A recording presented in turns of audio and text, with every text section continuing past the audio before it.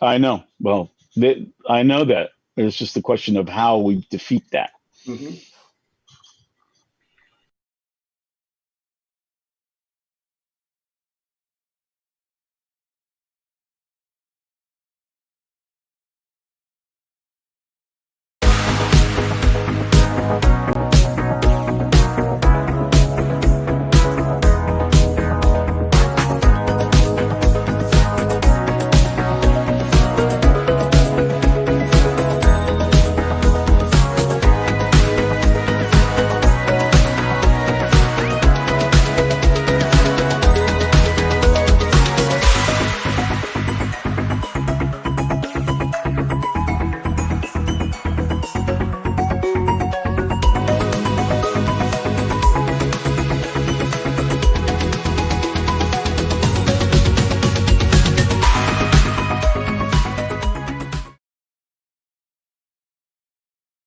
The monthly readers guide, and I'm your host tonight, Frank D'Onofrio.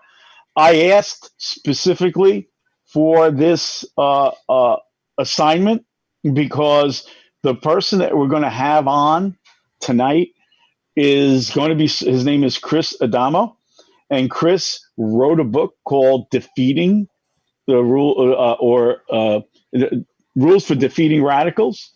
And I'm going to tell you that if you look over my shoulder, and I'm pointing to it right now, I have a book called Rules for Radicals.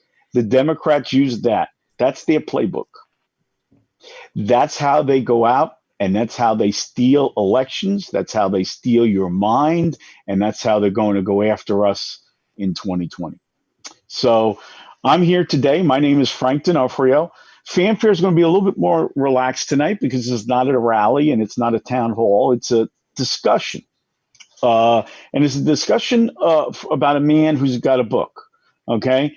And the book is called Rules for Defeating Radicals. And at this moment, I want to welcome my guest, Chris Adamo. Chris, welcome to NRNplus.com. How are you? Oh, I'm doing great, Frank, and it's good to be here. And I really appreciate getting to have this interview and talk with you. Well, I want to get right into it because I think that that the book is a required reading for everybody out there. And we talked a little bit before the show, and one of the things we talked about was that we really can't play their games by playing the Rules for Radicals game. Okay, and Chris is going to tell us why. But you get right into it at the beginning, and I have to tell you, the book Rules for Radicals was dedicated to Lucifer. So why don't you start? Well, first of all, you try playing a strategy that's based on dirty tricks and bullying and intimidation and lies.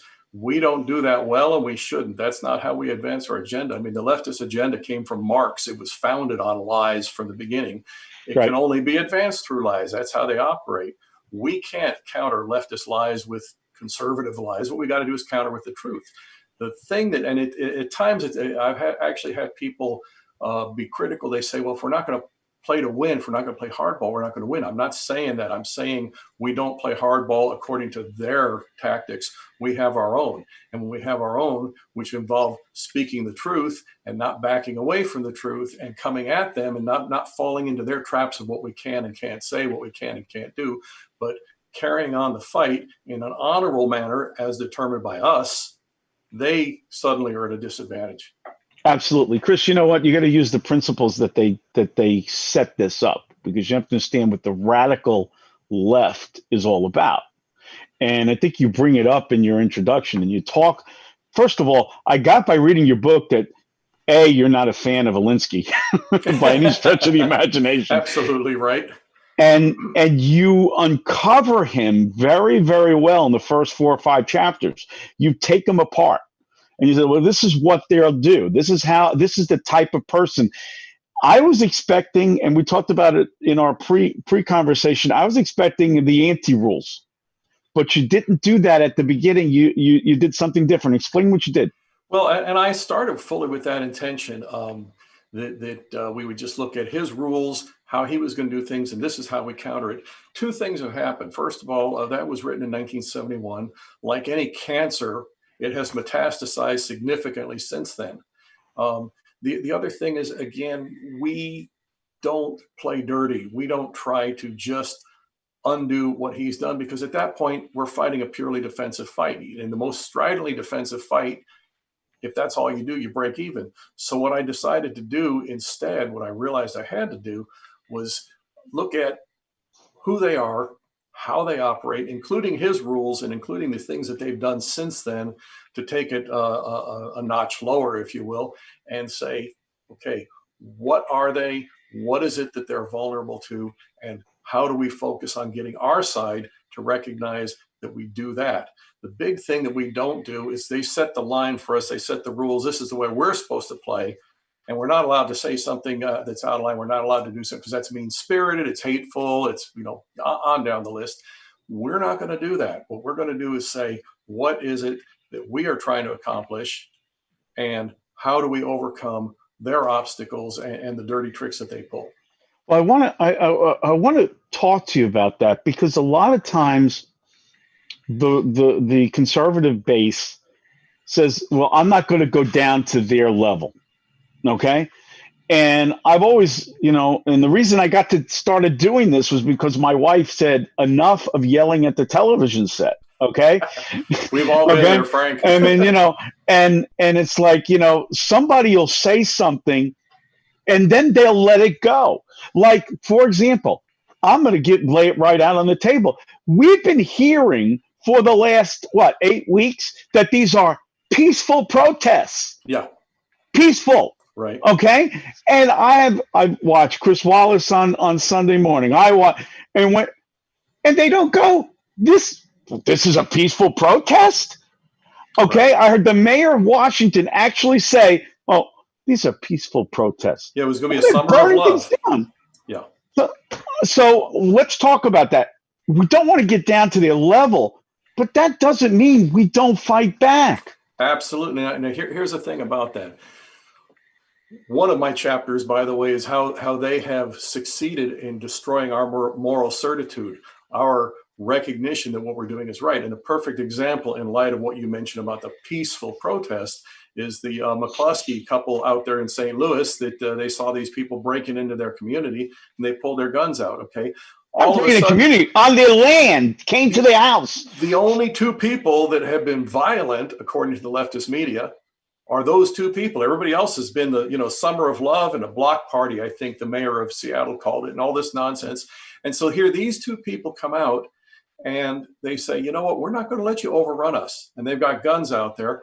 And all of a sudden, who are the evil people? Who are the hateful people that were really out to hurt someone? Not this mob of Antifa monsters, but these two people.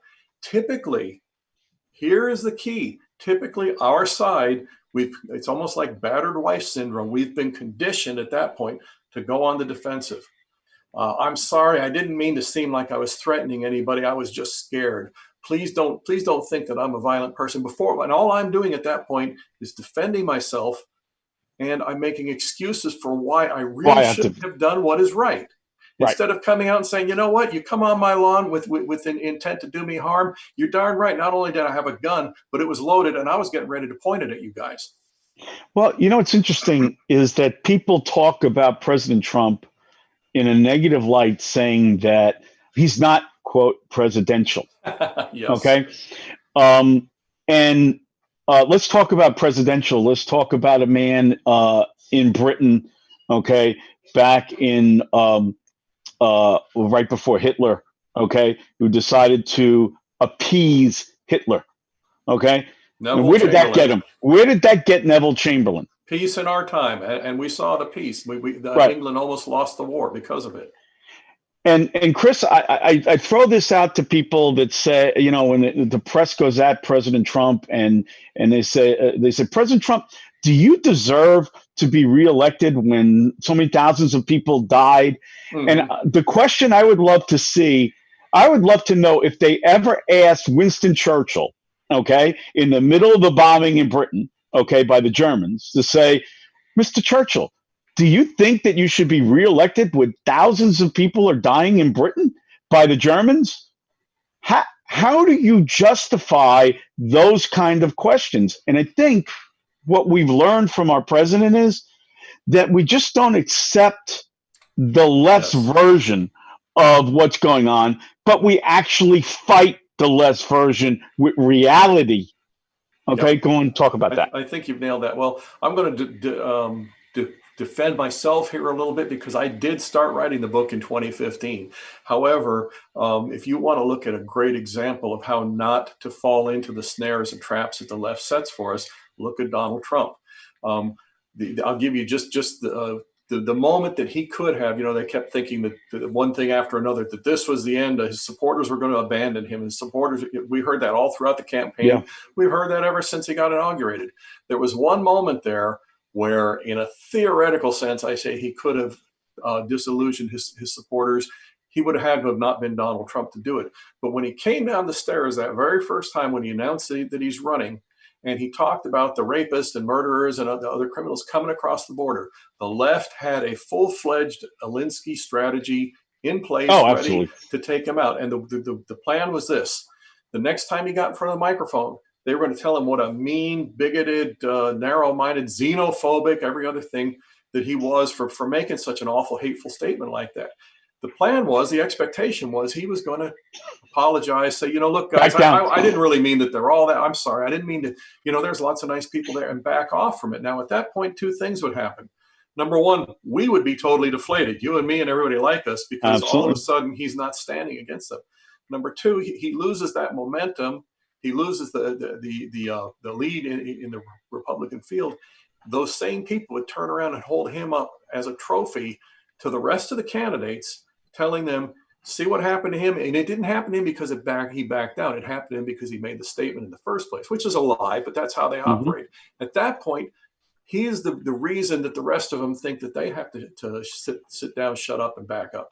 And so that's how it was all going to work. And what did Trump do? They confronted him with that. And he said, I'll never forget the words he said. He said, well, somebody's been doing the raping. He didn't back down. He never said anything wrong the first time.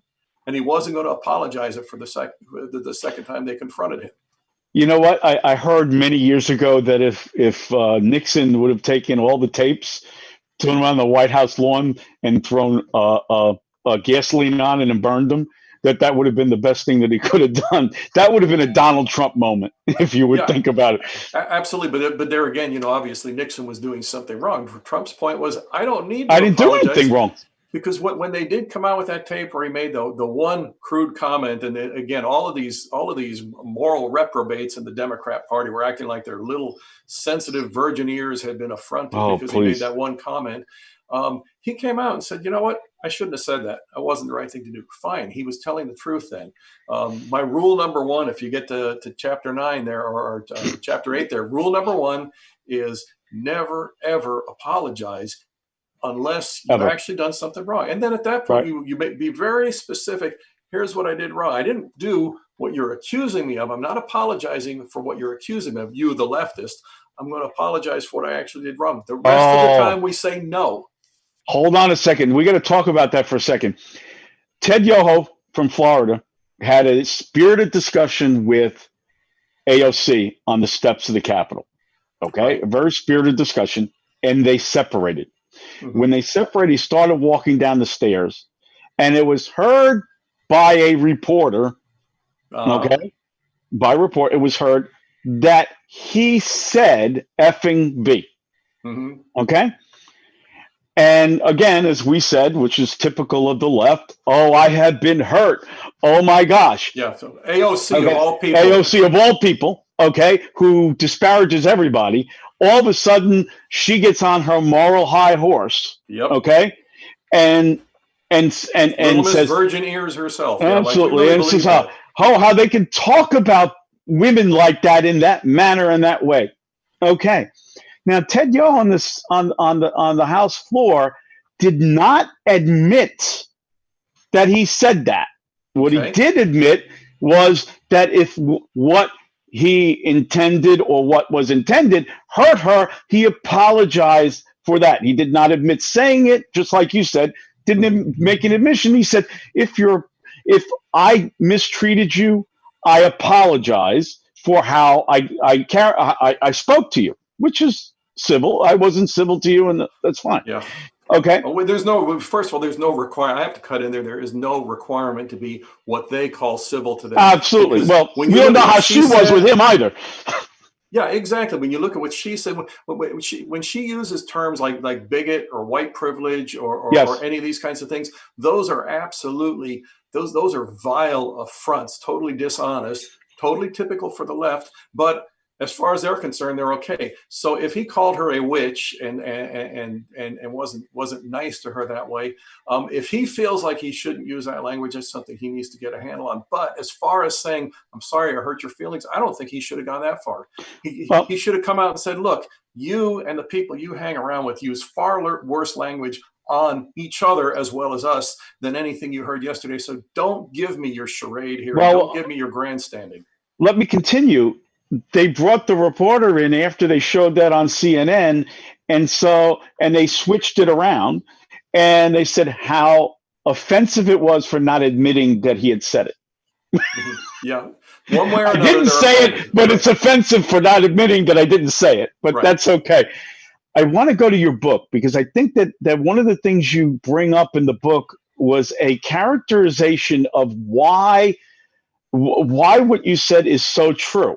I think it was in chapter 5 when you talk about you talk about Trey Gowdy, okay, and you talk about the Benghazi hearings, and he had Clinton on the ropes. Why Mm-hmm. don't you go into that? And that goes back to the Trump issue because Mm-hmm. basically it brings out what you said, which was if Trump would have fully apologized or whatever, it would have demoralized. Go into that and how maybe it should have happened. Okay, I think if I know the part you're talking about correctly is when Hillary said, what difference does it make?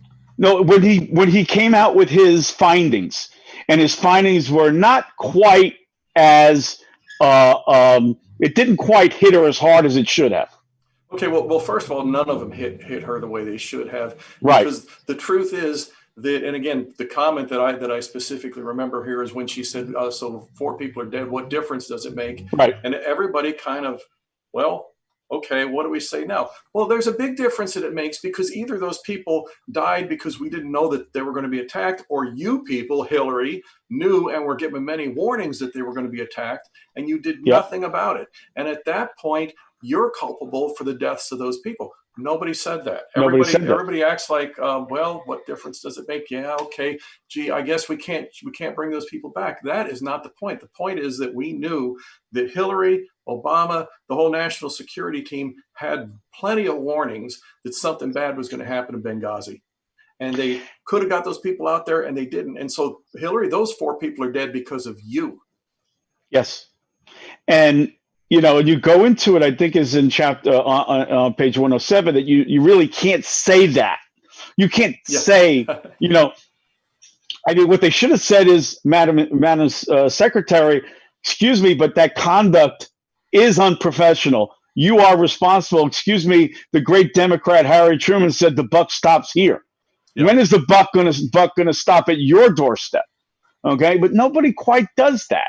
We Right. just fall short because we're afraid that when we do that, that we're going to be seen as bullies, and especially if you're up against a woman, oh my gosh, forget it, because they can be very condescending towards you as we're white old guys, right? Yeah. Oh yeah. Yeah. The whole white We're white privilege old thing guys. and Okay.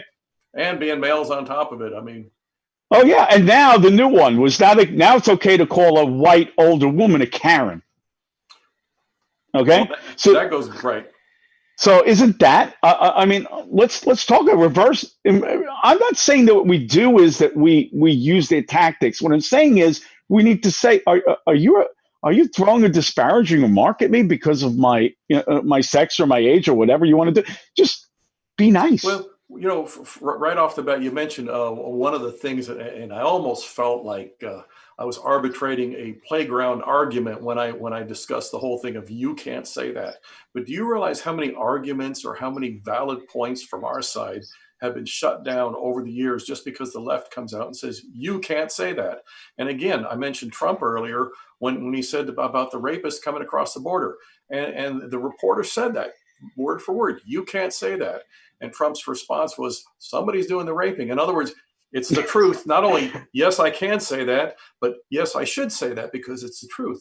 And when we allow ourselves, because the left, either they claim to be offended, or the latest one where they've really taken it up a notch is where you make them feel uncomfortable.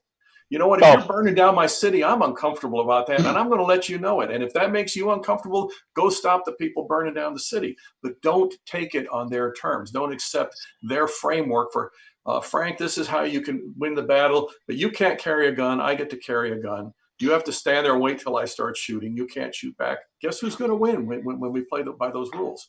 I don't know if you know this, Chris, but in New York State, that there is a run and hide rule. Okay, Why am I not surprised? you can have a gun, but your first step should not be to confront the person that broke into your home. It's to run and hide.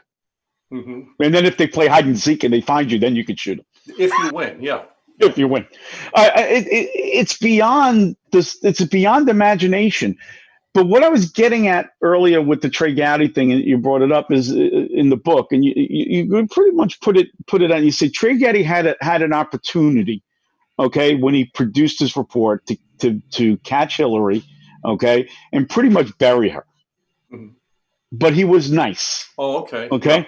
But he was nice about it. And see, that's the problem we have as conservatives. Okay. We let them off the hook. Right. We got them thinking that they'll go away, but they don't. So Hillary came back to fight another day. And that should have, that if he would have come out and the left was emboldened by it, go into it. Absolutely not. But what he did essentially was say, okay, I'm just going to present the facts and let them speak for themselves. Okay, well, that's fine, except you're not the one that's going to be interpreting the facts on the nightly news. So Yes. What ends up happening is the nightly news says, well, Trey Gowdy didn't reach a conclusion on this. Trey Gowdy, any door you leave open, they're going to stand in there. And first of all, even if you come out and bluntly say what the truth is, they're still going to try and distort it. So when you come out and say, well, just let the facts speak for themselves, it's a Katie bar the door. They're going to rearrange everything. And we saw that with him. We saw that with Comey when he came on. Well, we're not going to indict Hillary. Nobody would indict Hillary. Well, what if somebody else did that? Oh, they'd get indicted. But the point is that when we're in those situations and we, instead of fighting to win, we fight to be honorable and to be liked. And Absolutely. I'm not saying to be dishonorable, but I'm saying when you're trying to fight in such a way that the left won't accuse you of being dishonorable, you're fighting totally hamstrung, because they're going to accuse you of that no matter what you do. No matter what you do. Unless you Doesn't totally matter. surrender. Absolutely. And that's the point. They fight by different rules. Their rules are they will fight until you surrender. Okay? Our rules are we'll fight until we beat them, thinking that they will surrender, but they never surrender because Hillary still thinks she won the election. Yeah, that's a great example. Okay? And it doesn't matter that she lost. So the thing that we need to do, though, even at this late date, is you have the camp on the left and the camp on the right. And what we need to do is fight them as if they're the enemy, because they are. We need to be doing this not to the point where they concede and admit that we were right, because they never will. I don't care how red-handed they were caught. They never admitted anything about the Mueller investigation, that it was a farce. Nope. Never admit anything.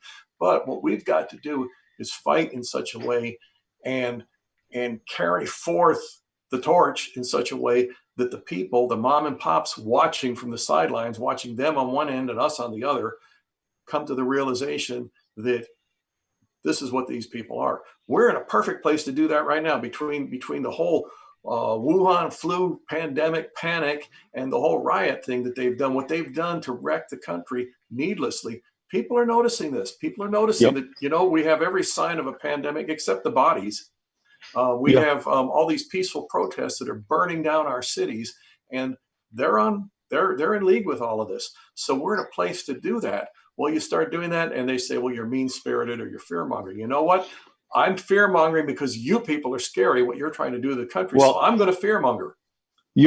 We're fear-mongering because they won't admit what's reality.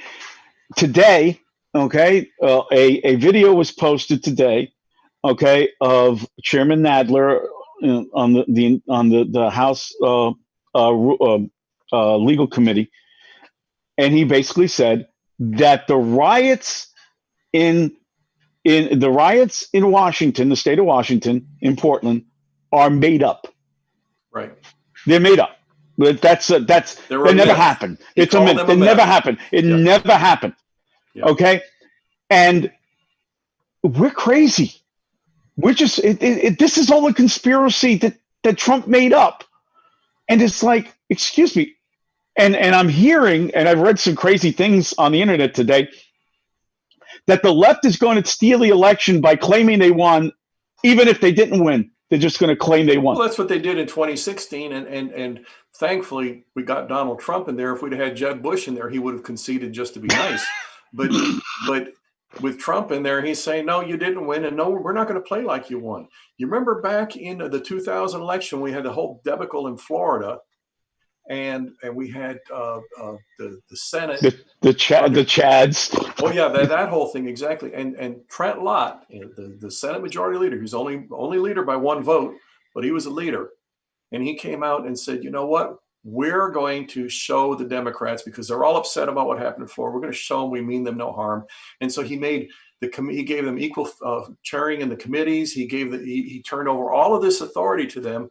And this happened, and it went along this way with them basically running the Senate on an equal basis with Trent Lott until only a few months later, when Jim Jeffords of Vermont, a Republican from Vermont, changed parties, became a Democrat. Now the Democrats had a one-vote lead over Trent Lott. All of a sudden, they were, under Tom Daschle, they were the iron-fisted advocates of their agenda. So Yeah. Here again, in all of these situations, what we need to do is not play dirty like them, but to play hardball according to our rules. The things that are going on in Washington, Portland, Oregon, all these places where the riots are going on right now. Every Democrat business owner, every Democrat citizen that's been attacked by these mobs needs to see that tape of Jerry Nadler saying that they're suffering, that they're lost, that the arson and the brutality that they've suffered is a myth, and he doesn't care about it. And the Republican Party could do this if they were to start to play hardball. We got 3 more minutes or 2.5 minutes till we bring everybody in. Okay. The public, but I want to do one last thing with you, Chris. Well, the Democrats, here's what they do. And the NRNplus.com members can stay and chat with the author. But here's what happens. The Democrats, if they lose an election by a close margin, will, and I take Minnesota, for example, what will happen is that they will contest the election, and then they will come up with every single box that showed up or whatever until they win. Okay? Until they win. They will come up with the exact kind of numbers until they win. The plan is not to have a fair election. The plan is to contest the election until they win. Yeah, absolutely. And so I want you to say something about that, and then I have to end this section and give it back to the NRN Plus members who pay for their membership. Okay, so continue to answer that part. Okay, well, first of all, I'm looking forward to talking to everybody. But yes, the plan in Florida was to do just that in 2000. Every step of the way, whatever it takes to win. If they win the popular vote, then we need to get rid of the Electoral College. As far as you're talking about contesting the election, what we need to do is make sure that we've got the votes there to where they're not going to get away with that. And then we've got to fight for it, because they are going to fight us for it. What they're doing right now, they're going to fight for. And the goal is to convince us that it isn't worth fighting back. Absolutely. And so whether that's fighting these contests in court, whether it's we should be putting the people in jail that come up with these bogus boxes of ballots that they continue to do, whatever it takes, we've got to fight this to win. Yes. Well, once again, I want to thank everyone for watching live on NRNplus.com. We're going to switch over. This is a preview of the NRN Plus membership. Okay, to be able to join our book club. And I just said to our management that we needed to do this live, Chris, because I have to tell you, as you can tell, I love what you're talking about. I'm a proponent of what you're talking about. I read your book. I was like, oh, I got to underline this. These are important facts, and we don't have what's necessary to fight back and stop with the being nice anymore. This has Right. got to stop. We have to fight not on their level, but we have to fight a different fight. We have to fight to Exactly. win. And if that's what I got from our conversation. This is Frank D'Onofrio on NRNplus.com, NRN Plus Live.